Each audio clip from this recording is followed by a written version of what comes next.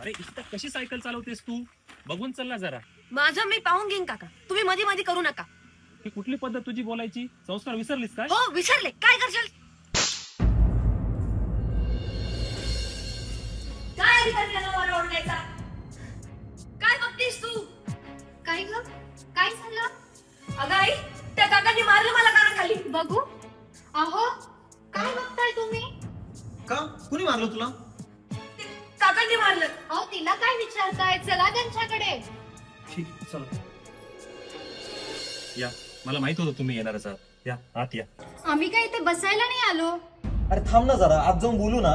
या, आत या. चला आत चला. भाऊजी, हे काय चाललंय तुमचं? आजकाल खूपच वाढलंय तुमचं. माझ्या मुलीला हात लावण्याचा अधिकार दिला कोणी तुम्हाला? अहो, बघता काय? त्यांना माझ्या मुलीची माफी मागायला सांगा. माफी तर मागायला लागणार, पण दादा तुला माफी मागायची गरज नाहीये.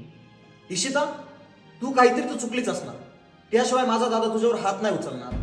अहो, असं काय बोलताय तुम्ही? गप्प बस जरा. हा माझा मोठा भाऊ आहे, लहानपणापासून घडवलंय त्याने मला. माझ्या लेकीला चुकीचं वळण तो लागू देणार नाही, इतकी मला गॅरंटी आहे त्याच्यावर.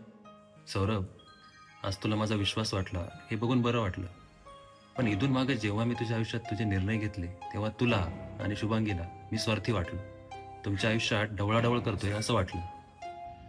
अरे एकत्र कुटुंब म्हटलं की 4 माणसं टोकणारी आलीच, त्यामुळे तर पोरं टाळ्यावर राहतात. आज आपण विभक्त झालो म्हणून या पोरीची जीभ एवढी चालायला लागली. हे जे काही केलं ना, हा माझा स्वाभिमान नव्हता. आपल्या विस्कटलेल्या कुटुंबाची घडी एकत्र आणण्याचा तो एक प्रयत्न होता. मला फक्त तुझा आणि तुझ्या प्रपंचाचा विचार होता.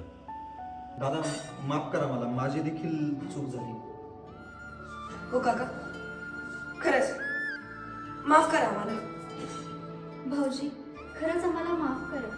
आमच्या सर्वांकडून चुकी झाली.